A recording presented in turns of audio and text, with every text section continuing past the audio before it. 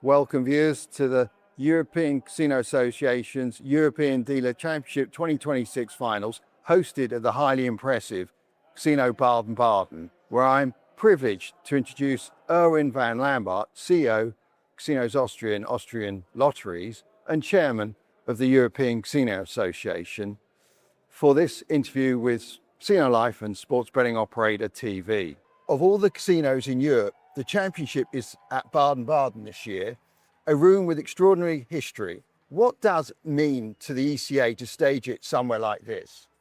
Well, first of all, we try to organize it in a different member country every year. So we've been in Austria, we've been in Switzerland, we've been in Holland, we've been in Belgium, so now we're back in Germany. It has been a long time since we've been in Germany. If there's any place which is as gorgeous as this in Baden-Baden, you go to Germany, this is probably one of the most beautiful casinos to go into. And it's also kind of a celebration, have an honor to the industry in general to be here, and also to show all the new young talents, obviously, how a beautiful casino they have here in Baden-Baden. This is fundamentally a competition about the dealer's craft. In an industry obsessed with technology, why does that human skill still sit at the center of it? Well, let me take you into a really good Michelin-style restaurant, 1, 2, or 3 Michelin-style restaurants. So the people working in the kitchen or people serving people having a meal there are absolutely top in their craft. They know exactly what they're doing. They've had years of training, they have years of experience, they work really well together as a team. They really try every single day to deliver the best quality possible, because you need to make some money in a Michelin-style restaurant, as we all know. That's exactly when it comes to the championship. We have the absolute best Michelin-star dealers all across Europe combined here in one big tournament, seeing who wins this year's award of being the best dealer in Europe. And I think winning such an award is not only a rewarding and an honor for the individual, it's also an honor and really a recognition of the company they work for, the team they work for, and the industry they work for. Without the dealer in a real casino, there's basically no real casino possible. And I think, a lot of people are saying technology is becoming much more important. Maybe in 100 years, we all live on Mars, I don't know. And I'm quite sure, like hundreds of years ago, there was a real dealer when people were playing at that time. There will be real dealers playing and offering their game in the 100 years when we live on Mars. Last year in Bregenz, you gave the slot floor its own spotlight for the first time. A year on, how does that side of the championship develop in? Actually, that's growing, so it's getting bigger. First of all, I think we all know that the slot machine department are extremely important for our industry. And to be honest, I think as an ECA, we looked at ourselves a little bit and said, so why didn't we come up with this really good idea much earlier? Because, the slot people are really good people and crafted people as well. So it started in Bregenz, which was a relatively small ceremony. We brought it to ICE in Barcelona. It became a bigger ceremony. It will go on again next ICE in Barcelona. We'll give out a new award, which we're going to announce by the end of this year. And we do see that the recognition of people working in the slot department, it is really, really, really appreciated. This is exactly what the industry was about. Yes, live casino is important with the European Dealer Championship, but also the slot department is really important. Like also, for example, the food and beverage product and the entertainment we're delivering every single day in more than 700 casinos across Europe is really important. So I think it is really acknowledged now. It is the third year we're going to give them out, and I think it's going to be even a bigger celebration of the slotmanship, craftsmanship than the last 2 years. Excellent. You've got the best dealers from 26 nations under one roof. What does an event like this do for the people working across the floors of casinos across Europe? I think everybody who's really good at what he or she does wants to be recognized. They want to be seen. They want to be heard. And that's, I think, the principle of the European Dealer Championship. We want all the really great dealers across Europe to be seen, to be heard, and to be acknowledged for what they can actually, deliver to hundreds of thousands of guests in all our casinos every single day. But it's also important to bring new talents into our industry. It's really cool to see that, 21, 22, 23-year-olds are becoming a dealer because they are inspired by hearing the stories of other dealers winning awards or being part of this competition. The great thing is also they get better at what they do every single time they participate, interestingly enough. So sometimes the winner isn't here for the first time. They participated 2 years ago or 5 years ago, and then they won their national competition, and then they compete again. So it's a little bit like, the World Championship soccer. Every single time a team participates in one of those tournaments and they've got really big stars in there, really good soccer players, they get better at what they do. And it's exactly what's going on during the European Dealer Championship. And that's the same for the jurors. So a lot of people probably don't know this, but a lot of jurors were originally dealers themselves. That's how they started within our industry, right? So they climbed the ladder, they're now supervisors, they're now managers, they're floor managers, they're table or slot machine specialists, and now they're part of the community being the judges.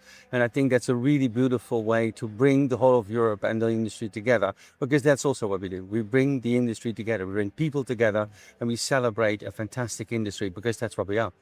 Agreed. You spend a lot of time in Brussels. When you watch these dealers compete, what do you most want policymakers to understand about this industry? I think what they really need to understand is that it's a real profession.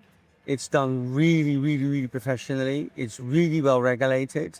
We don't have any problem with regulation. Our people don't have any problem with regulation as long as it's fair and can be really implemented and operationally done in a correct way. And I think that what policymakers need to understand is that there's a massive difference between licensed, professional, really well regulated operators and non-licensed operators. And unfortunately, not everybody is getting how important that is, that if you have a non-licensed operator, either land-based or online or whatever they do, offering the same products that we do, it's simply an unfair playing field. And that's unfair for all the many, many jobs that we create. I mean, the land-based casinos across Europe generated over more than 72,000 jobs over the last few years. We've got massive numbers of people working in our industry. We're paying taxes. And out of our taxes, really good stuff is being done. Hospitals are being built, roads are being built, and that's really, really crucial. People need to understand what we're bringing. We're not taking anything. We're bringing much more than we ever took from any industry or any country. I think that's really important for you to understand. When we last spoke, you were about to host a roundtable in Berlin with the American Gaming Association and the UK. What came out of it, and where has it got us since? So I think when the world is changing the way it is, which is obviously going in a much faster tempo than we ever realized, I think, right? When it comes to technology development, when it comes to regulation, when it comes to customer behavior, it's really important to learn from each other. So I think with those three organizations really sitting around the round table, we are sharing our common challenges that we see for our industry as a whole. And obviously we have one really, really big goal, and that is we really want to stop the illegal products being offered across the globe. It's simply bad, it's criminal, it's wrong, it should not be allowed to happen. And I think we're facing the same challenges there, because a lot of regulators are saying, but we're only responsible to control the licensed operators. We're not there to do anything against the illegal operators. And we think, as all three organizations, I think that's wrong, because the main principle of a regulator and also of a policymaker is to protect the consumer. Exactly what we want to do. We really want to protect the consumer. And I think we found each other. We are talking here in Europe with Europol. The American Gaming Association is talking to the FBI. Now the FBI is talking to Europol, because what we see is that a lot of these illegal criminal organizations offering online products mainly are very often cross-border active, cross-continent active, unfortunately. Very often they're based in, very tropical countries or locations. And it's really important to work together to explain to regulators, to explain to law enforcement, something needs to be done about it, because we need to protect our young adults, specifically young adults 18 to 25.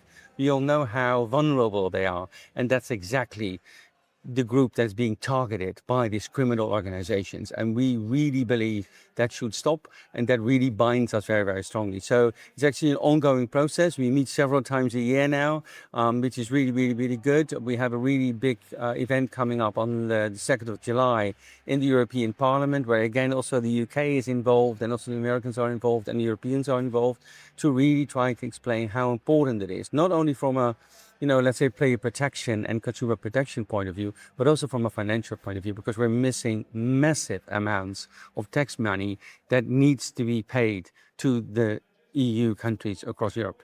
Yeah, well, from a global standpoint, the estimate is around about $6.5 trillion. Correct, Jeff.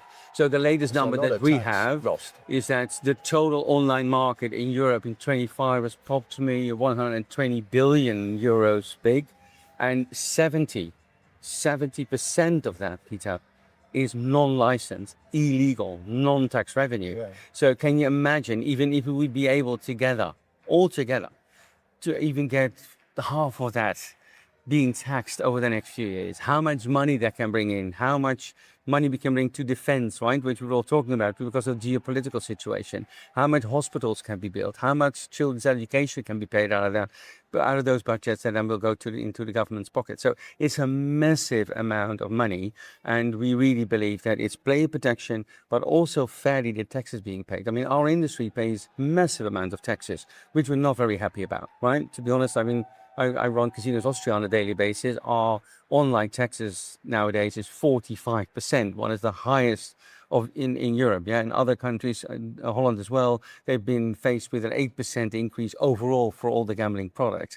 And the problem always is within our industries, if you do not try to find the perfect balance between product attractiveness, taxation, and gaming protection, it's never going to work. So if you push your taxes up too high, basically what we're now seeing is that a huge portion now is becoming illegal again. Good example again is the Netherlands, where more than 50%, 4 years along the line, of all online revenue is illegal, non-tax, consumers not protected again. While they had a cannibalization rate of over 80% 5 years ago when it was introduced. So you see how important it is from a financial but also consumer protection point of view to really tackle this issue. And that's why the European states need to work together when it comes to law enforcement and work with us, because we really want to be part of the solution here, to work with us and with them and all together to really tackle this problem, because it is a massive problem and we need to take care of it.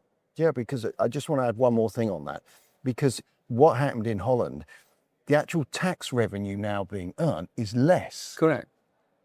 And the thing is, the UK followed. And the UK, I mean, I had a conversation with a gentleman that was actually in illegal online gambling, and he explained to me like this: we don't have to invest a single thing to increase our business earnings. It's the governments that increase it for us. It's very interesting. So if you push your gambling taxes up too high, you're favoring the illegals, yes, and you're actually feeding the criminal animal. It's a really, really interesting dynamic. And for a lot of politicians and lawmakers, if you do not understand what the behavior of the consumer then actually likes to play, if you don't understand them, you're going to make the wrong decisions. And it's not about our revenue per se, it's about the dynamic in the market. You're feeding the wrong animal.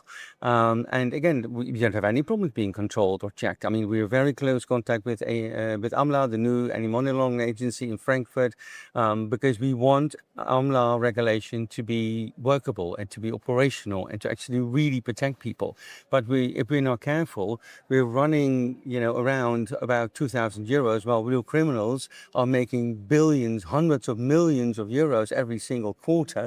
And that's not very effective, is it? So I think it's really important that and that's our responsibility also as an ECA, we need to explain lawmakers and politicians what the dynamic of the industry is, how consumers behave, what the tactics are that these criminals are actually putting into place, and really try to do something about it. Because if we are able to tackle their problem, everybody wins.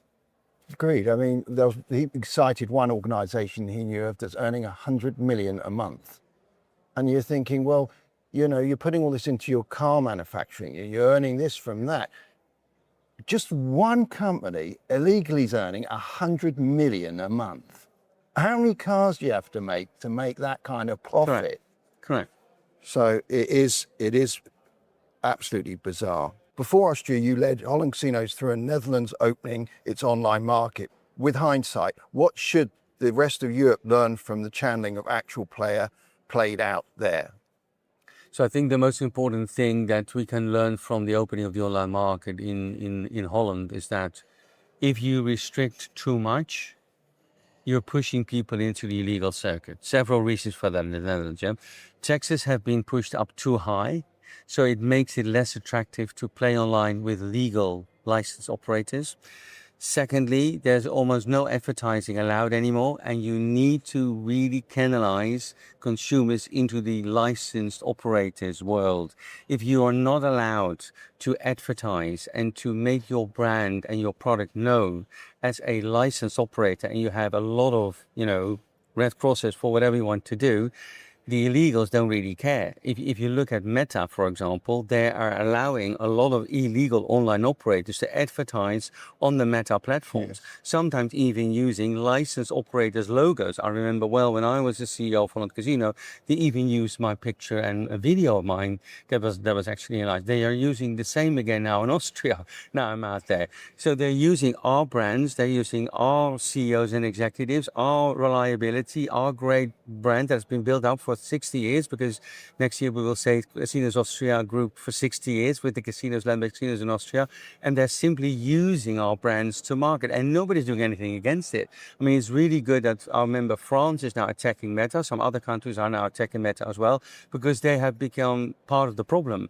They're actually feeding the problem by allowing illegal gambling companies to be able to advertise on their social media platforms, and by that actually very often attracting also younger players completely non-protected onto their platforms. So I think if there's something to be learned from the Dutch example, is that 4 years along the line, it's now 50% illegal turnover again instead of legalized. Canalization didn't work. The media are not very happy because they're not getting the media money in anymore, and all the media houses are under pressure as well, which again has to do with free word and democracy and everything we know to that. So there's a kind of a spiral, because everything is linked together at the end of the day, right? It's all kind of part of the same ecosystem.